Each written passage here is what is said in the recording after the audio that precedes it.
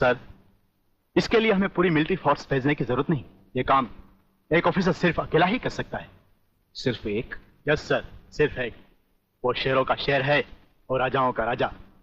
हमारी पूरी military force को उस पर नाज है। उसने जिंदगी में कभी किसी चीज से हार नहीं मानी, इसलिए उसे वन मैन आर्मी कहा जाता है। कौन है वो? ब्रिगेडियर सूर्यदेव सिंह। 1962 की जंग में मेजर सूर्यदेव सिंह ने दुश्मनों के कई हवाई जहाज अपने कभी न खाली जाने वाले तेज निशाने से मार गिराए। उनकी इस दिलेरी और बहादुरी की कद्र करते हुए सरकार ने उन्हें परमवीर चक्र से सम्मानित किया और उसी के साथ मेजर से ब्रिगेडियर बना दिया। ऐसी ही बहादुरी और जांबाजी उन्होंने 1965 की जंग में भी कर दिखाई। टैंक युद्ध में दुश्मन के दांत खट्टे करते हुए ब्रिगेडियर सूर्यदेव सिंह आगे ही बढ़ते चले गए।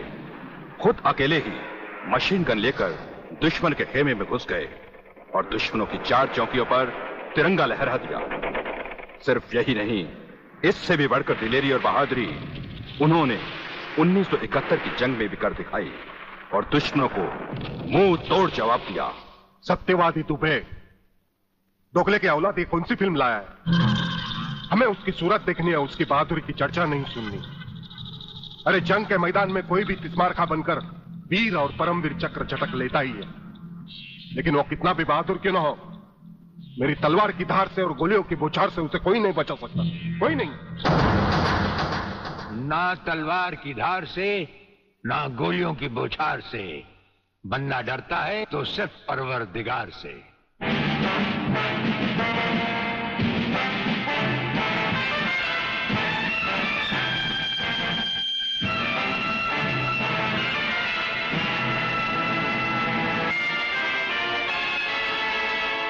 ब्रिगेडियर सूर्यदेव सिंह? अच्छा, तो यही है तुम्हारा ब्रिगेडियर सूर्यदेव सिंह।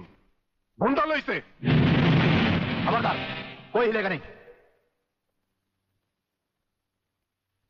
हमारे कमांडोज ने तुम्हारे सब साथियों को घेर रखा है। स्वामी जी, जरा अपने पीछे भी नजर डालो। ये कमांडो बड़ा खतरनाक है। तुम्हारा बाप है, पत्ता हिलने से पहले ही पेड़ काट डालता है।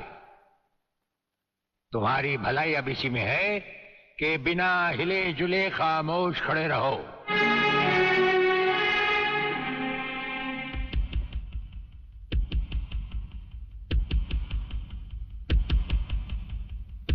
दुबे नाम है सत्यवादी। सत्यवादी दुबे।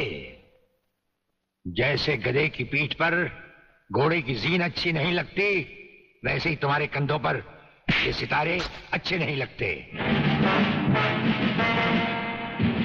और ये कमरबंद पेटी भी अच्छी नहीं लगती।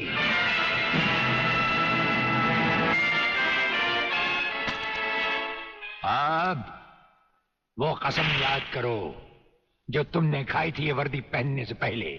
हम कसम खाते हैं कि हम पूरी ईमानदारी और वफादारी से देश और कानून की रक्षा करेंगे।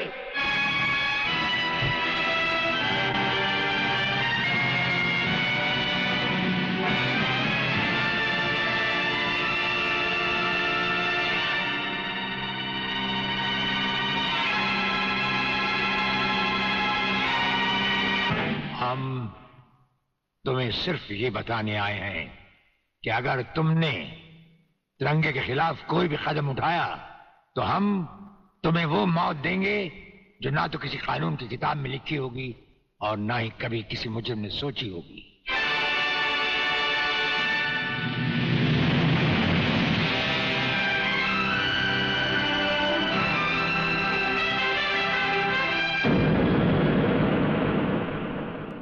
Hello, inspector Wagle speaking. No, suspended inspector Shivaji Rao Wagle speaking. Sir, DSP साहब ने आपको अर्जेंट बुलाया है, कल से ड्यूटी ज्वाइन करनी। फिर? इंस्पेक्टर वागले, तुम्हें शायद मालूम नहीं कि तमाम पुलिस ऑफिसर्स की फाइल्स देखने के बाद ब्रिगेडियर सूर्यदेव सिंह ने सिर्फ तुम्हें चुना है। सर, अब तुम दोनों को मिलकर काम करना है, लेकिन तुम पूरब हो तो वो पश्चिम है, इसलिए सीनियर ऑफिसर होने के बावजूद मेरी तुमसे रिक्वेस्ट है कि ब्रिगेडियर सूर्यदेव सिंह के साथ मिलकर जो भी खेल खेलना हो, शांति और ठंडे दिमाग से खेलना। सर।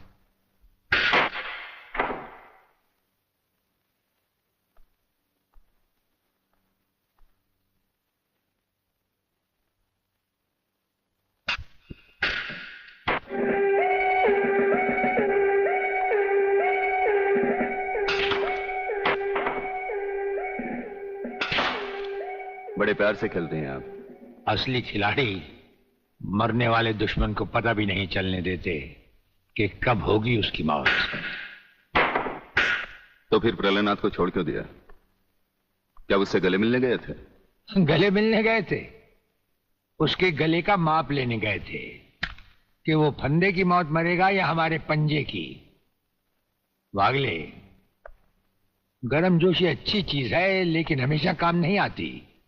तुमने तो देखा ही होगा कि इसी गर्मजोशी की वजह से तुम कई बार सस्पेंड हो चुके हो। नौकरी की परवाह है किसको? यहां है कौन अपने पीछे रोने वाला? इस ईमानदारी की वजह से बहुत कुछ भुगता है, कोई तकरार नहीं है सर। लेकिन ये गुनाहगार कानून को हाथ में लिए फिरते हैं और मैं हमेशा कानून के दायरे में रहकर काम नहीं कर सकता।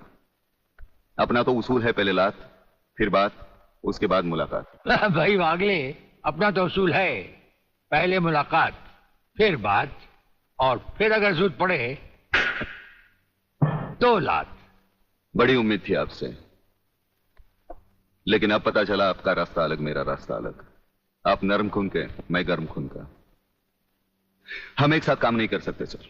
वागले, तुमने समझा कि जिंदगी में सिर्फ तुमने ही बहुत कुछ खोया है।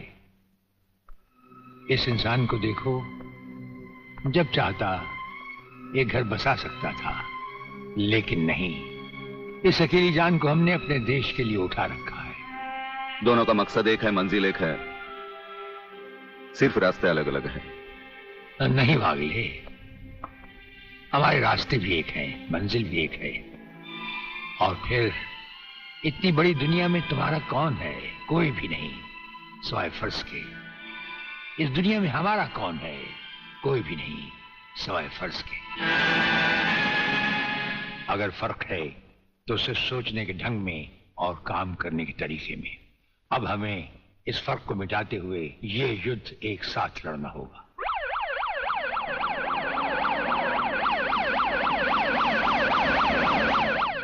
मुझे अपनी जान की तो परवाह नहीं है, लेकिन आप इस तरह खुलेआम गाड़ी में घूम रहे हैं, यह खतरा मैं उठा नहीं सकता। जिस गाड़ी में तुम बैठे हो ये मामूली गाड़ी नहीं। मामूली गाड़ी मामूली आदमियों के लिए होती है, ये गैर मामूली गाड़ी है, एक गैर मामूली इंसान के लिए। बुलेट प्रूफ, और इसमें ऐसे ऐसे गैजेट लगे हुए हैं जो बम से लेकर पटाखे तक की खबर में मिल जाती है। लेकिन इस वक्त हम जा कहां रहे सर? गाड़ी रुकने पर तुम्हें खुद ब खुद पता चल जाएगा।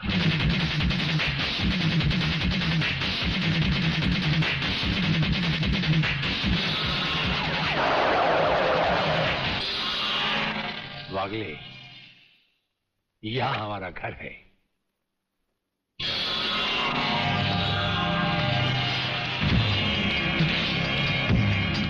यहां तो सिर्फ चारों तरफ जंगल ही जंगल नजर आ रहा है, रहने की तो कोई जगह ही नजर नहीं आ रही। अभी नजर आ जाएगा बहादुर।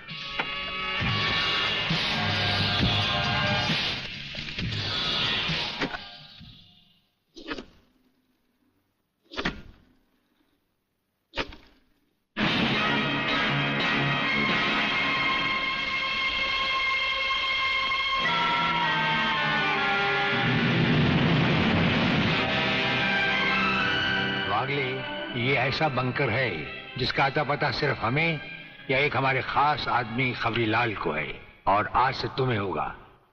ये इतना मजबूत है कि इस पर ना तो कोई हवाई हमले का असर हो सकता है और ना किसी बम या बारूद का। दुश्मन तो क्या, हमारी इजाजत के बगैर परिंदा भी पर नहीं मार सकता। वागले आओ, अब हम तुम्हें अपने बंकर से वाकिफ करवाएं। ये रहा हमारा ट्रांसमीटर सेक्शन। यहां से हम हिंदुस्तान के किसी भी मिनिस्टर से जब जी चाहे हॉटलाइन पर बात कर सकते हैं, लेकिन आसमान वाले ने चाहा तो इसकी जरूरत कभी नहीं पड़ेगी। हम अकेले ही तुम्हारे साथ वागले सब कुछ संभाल लेंगे। और वो देखो, वो एक कमरा जिसमें सब हथियार रखे हुए हैं, और उस कोने में रहा हमारा अस्पताल। यहां हर लाए दुश्मन का सीटी स्कैन करके उसकी अंदरूनी बीमारियों को बाहर निकाला जाता है। मुझे छोड़ दीजिए ब्रिगेडियर साहब, मैं सच कहता हूं, मैं प्रलयनाथ के बारे में कुछ नहीं जानता। मुझे छोड़ दीजिए ब्रिगेडियर साहब। और छोड़ तो तुम्हें जरूर देंगे, लेकिन तुम मोटे बहुत हो, थोड़ी चर्बी कम होने के बाद। यह अस्पताल मेरे हवाले कर दीजिए सर। चर्बी कम करने के बहुत से तरीके मुझे मालूम है। हाँ, गुड वागले।